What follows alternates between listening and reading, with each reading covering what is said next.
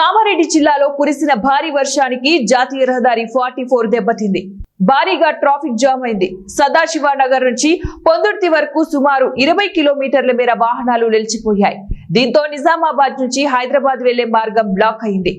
క్యాసంపల్లి వద్ద హైవే కుంగిపోయింది. దీంతో భారీగా ట్రాఫిక్ జామ్ అయింది. మంగళవారం రాత్రి నుంచి బుధవారం సాయంత్రం వరకు కామారెడ్డి జిల్లా వ్యాప్తంగా వర్షం దంచికొట్టింది. దీంతో వాగులు వంకలు పొంగి పొర్లుతున్నాయి. బిక్కనూర్ మండలం జంగంపల్లి వద్ద ఏరులై పారిన వరదతో రాకపోకలకు అంతరాయం ఏర్పడింది. రోడ్డు మధ్యలో 20 అడుగుల వెడల్పుతో భారీ గుంత ఏర్పడింది. హైవేపై వరద ప్రవాహం పెరగడంతో పోలీసులు వాహనాలను నియంత్రించారు. వెనక్కి వెళ్లలేక ముందుకు కదలలేక వాహనదారులు గంటల కొద్దీ నరక ప్రాయాన్ని అనుభవించారు. నిజామాబాద్ జిల్లా ఇందల్వాయి గేట్ వద్ద నేషనల్ హైవే 44 పై భారీ వరదతో రాకపోకలకు అంతరాయం ఏర్పడింది.